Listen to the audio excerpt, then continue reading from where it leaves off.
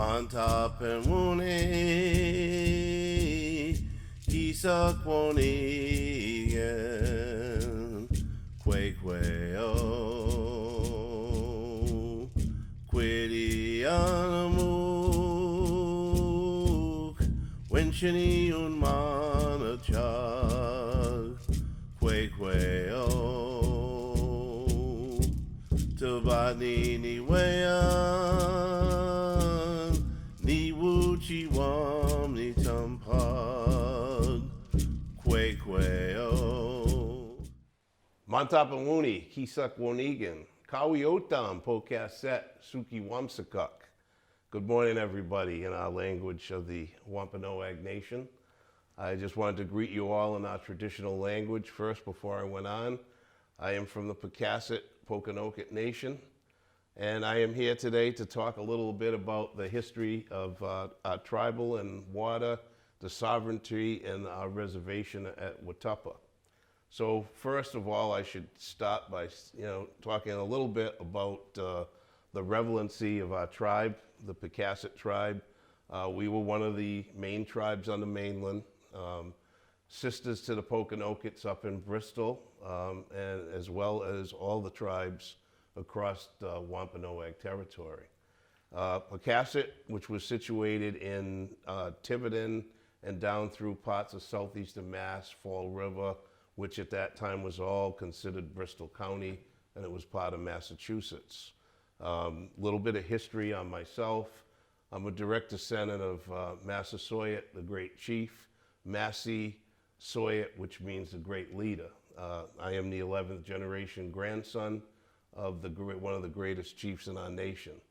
The Pocasset tribe basically was set in earlier days up in Tiverton, and we were a nomadic tribe that traveled all over southeastern Massachusetts and Rhode Island, which we call Turtle Island. And some of the main staples that we used as a Pocasset tribe and as indigenous people were the water in this area. So a lot of the places, such as you probably heard, like the Sakonnet River, the Watuppa Pond, Sucker Brook, as we call it, these places were all sacred to us and very meaningful. Our tribes lived along the water, so fishing, hunting, fowling were some of the main things that our tribe did. I myself, I've hunted pretty much all my life, so I've made it a part of my life. And I basically hunt for sustenance and also for craft making. So everything that I take, I use, even bones. We hunt, we eat, we live by the water, we camp, we move. That is the main purpose of the natives in this area, is to move around with nomadic people. So the Pocassets themselves originally were in Tiverton. And during the time of King Philip's War, we were one of the main tribes also in the Battle of King Philip's War. And we joined with, of course, with Metacomet, who was the sister tribe to us in the King Philip's War. So some of the battle points that are still around would be such as in Sakonnet, Tiverton area, Sucker Brook area is one of the areas that right now the Pocasset Pokanoket Land Trust is working on to save. We're actually working in conjunction with the Twin Rivers Casino to put up a monument there to commemorate that battle and some of our great leaders. So we've had the absolute chance to do a lot of good things this year. I'm proud to be here and to be talking to all of you. And I'd like to kind of elaborate a little bit on some of the things. First, the Watuppa Reservation, which was established in 1709, originally was on the Rhode Island side in Tiverton. But what happened was our people felt displaced because we were separated from a lot of the other tribal people on the other side of the South Watuppa Pond. So what we did is we petitioned to the Massachusetts Bay Colony to move all our people over to the North Watuppa Pond. And of course, it was always with the water. It's always been about the water with our tribal people. So at that point, we moved over to the North Watuppa Pond. There was a reservation that was established in 1709. It was continued in the Massachusetts area. And now this reservation was right on the North Watuppa Pond. So if you were looking at a map, obviously I cannot show that to you now, but if you were looking at a map, the South Watuppa would be here, and then the North Watuppa would be right here, and our reservation actually extended out from the North Watuppa Pond. There's a burial ground on the hill there at the North Watuppa Pond, and this is all part of the area that unfortunately in 1909 was taken by eminent domain by the city of Fall River. And of course, we don't acknowledge this because we believe that this is still our land, and using eminent domain on a native tribe with treaties in this area is illegal. So we really have been displaced and lost a lot of our culture and a lot of our water sovereignty because of this eminent domain. Now on this side of the North Watuppa, they split it in half when they took it. So they took the side with the water. And on the side with the water was our burial ground. And before that, along, if you're going up, because it comes up on an angle, we had several of the houses on each side here that the families lived in. And at the end of this 1909 effort that they were trying to take away from us, mysteriously, all the houses that were on that side burned. So all these people were displaced, and they basically had nowhere to go. So they all moved in and around the areas of the reservation, and they all still stayed together. Only one house was put on the other side of the reservation at that time, which actually was back from the water and across the street that they had made there. So there was a family that was transported into this house. That house is still there today. And so that side of the reservation is still there. This is the side that we use. We still hunt on that reservation, but there is no water there. So it has displaced the people because there's no water available for the people to use. So it's been, it's been a great displacement for our people, and because the houses were all ruined and they had nowhere to go, they now have to be assimilated into the culture of the United States. So unfortunately, our people have come together, and they're still trying to keep their ceremonies and to basically to be together as a community. But we've been stripped, especially of the water. We've been stripped of the hunting. People have come into the area, and they have built all kinds of establishments around the reservation and took away the beauty and the water and the part of the community that we really had there. Because before all these houses were built, there were other natives that lived in and around that reservation. It wasn't just a reservation for people to be on, it was a whole community. And that community had people all the way around it. So unfortunately today, we're still striving and we're still struggling to get the water rights back, to get that part of the reservation back, and to keep our ceremonial things going. I could talk a little bit about my history as I grew up learning about water and environmental activism. I actually enlisted in the United States Air Force, and my main job was environmental. So I had some firsthand activity with the environment and saving the environment. That was basically was my goal in life as I started out as a young man.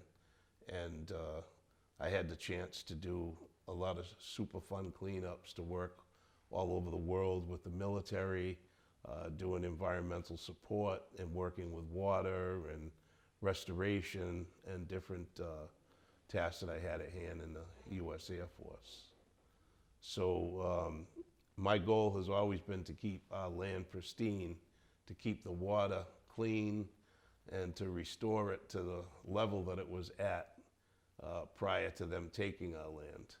And what I'd like to do is to keep the children, the youth involved, keep the hunting, the stories alive, and basically it's been my mission to do that, and we have been able, to keep those things going strong.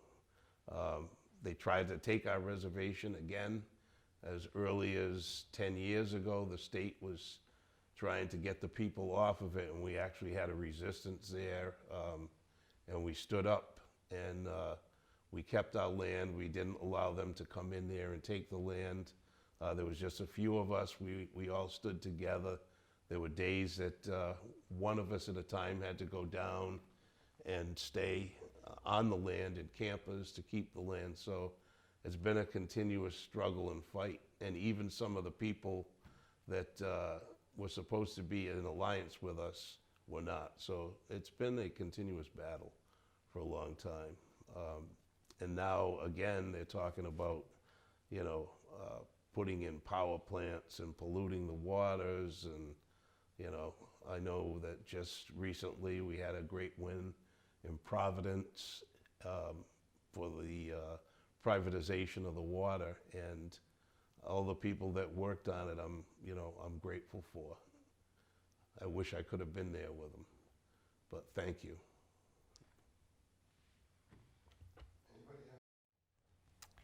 Hello everyone, my name is Ulumpiksan. My government name is Dania Flores, and I live in Turtle Island. But territory-wise, I live in the United States. I'm a member of the Mayan Guatemalan tribe, and I'm here today talking a little bit about water ceremonies and why traditionally Mayan people do water ceremony. So water ceremonies are done traditionally to honor Mother Earth and water, which is the veins of Mother Earth, and water is actually the blood. So as many of you know, if you were born as a human, you were living for 9 months in a bowl of water inside your mother. So I'm part of a group of Native women here in the United States and around the world that is actually doing water ceremony, reclaiming the loss of Native women that have been disappearing at very alarming rates, and not just in the United States and America, but the whole world. And we claim that that's an imbalance in the world, and we're asking the women in general to do ceremony to traditionally go back to a spiritual way. So water carries spirits, and that's how we think traditionally we can heal. And hopefully we're also honoring the lives of the women that are missing. Recording. I'm going to talk a little bit about my current initiative. Some of the initiatives that I'm working on are to restore some of the trout, the original trout that are in Sucker Brook. Also, we started a program just a week ago about quahog harvesting with the youth, which was very successful. It turned out to be a very cold day, but we got quite a few of the youth from the tribe out there to do some quahog raking and everything. So it was a successful endeavor. What we would like to do is to complete some of the earlier projects that we had started on. One was on the Global Village Farm.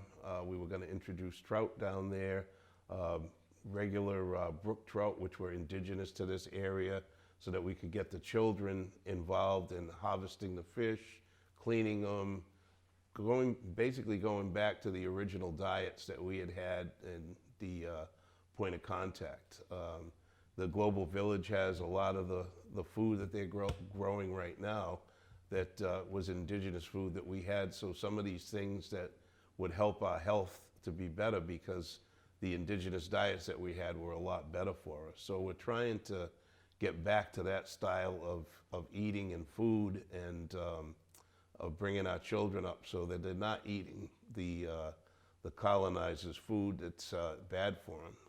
And I think that it would be great if we could get the people involved to help doing this stuff, because it would not only teach them, but it would make it part of their life as well.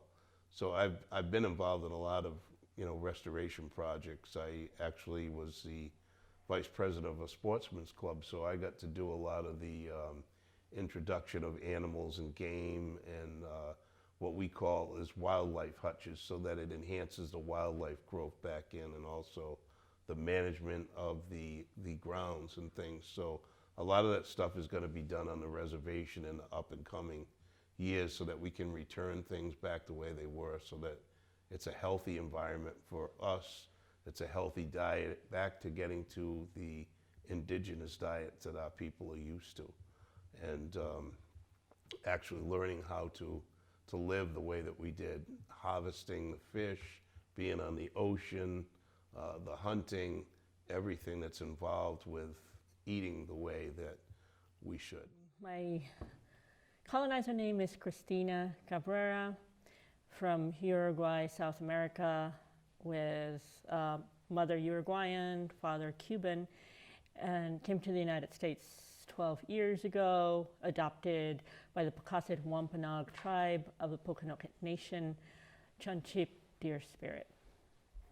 And I'm thankful to be here today with all these testimonies from indigenous people telling us about the importance of water in their lives, how land and water impacts their eating habits, but also their culture, their traditions, their ceremonies, the sacredness of their environment and their people. And this is very important because water is not an asset. It is not to be considered as an asset that can be commodified, leased, or sold. Unfortunately, the city of Providence recently, throughout the last 3 years, has been promoting it as an asset and promoting it for monetization and privatization. Recently, the Providence Mayor Lorza removed legislation in the State House to go down that route, and we appreciate that. But the road and the struggle to continue the protection of water is long, and we will continue working with the indigenous communities to make sure that the next seven generations can enjoy clean drinking water, safe for also bathing. I've gone to North Dakota.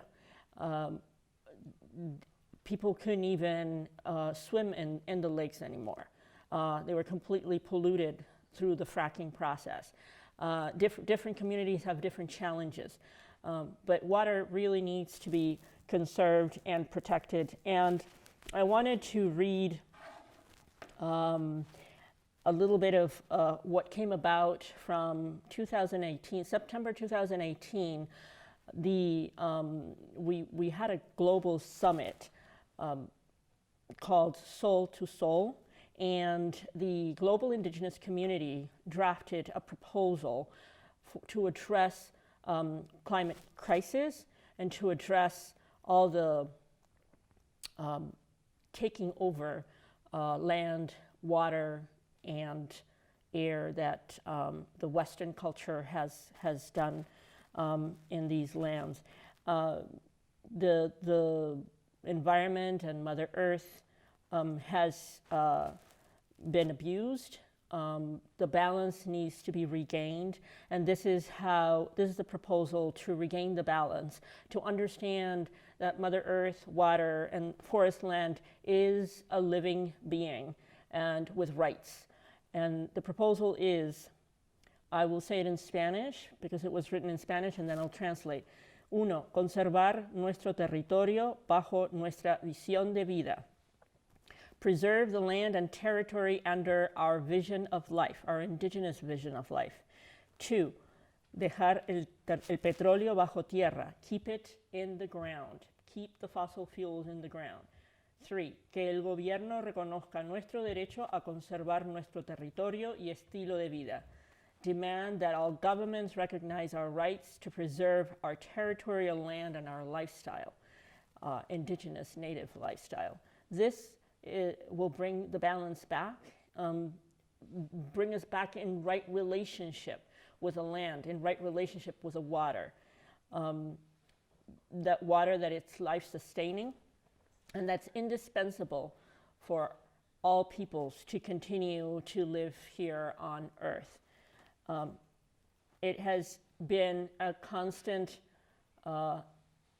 repression and creating invisibility around the indigenous communities to the point where their rights hadn't been recognized as a citizen until the 1920s with the 14th Amendment. And until 1964, indigenous people, all indigenous people, didn't have voting rights. So it was after 1964 that all indigenous peoples gained the voting rights. That tells you a lot. You know, indigenous peoples having the knowledge to maintain the right balance and the right relationship with water and land, and not being even acknowledged as citizens or having voting rights until very recently. It's something that it's inconceivable. And so that's why we're saying the work to protect water, land, our indigenous people and our indigenous people's lifestyle is ongoing, and it's a long road. And we invite everybody in all communities to join this effort to learn more about what the indigenous culture is and how to move away from an extractive economy, move towards a regenerative economy, tread lightly on Mother Earth, honor it. You heard earlier, when there's hunting, it's not for entertainment. It's because it's only for food or craft, but it's done in a very sacred way, honoring the animal, honoring each relationship, establishing that importance, that reverence to every living creature and every living being on Earth.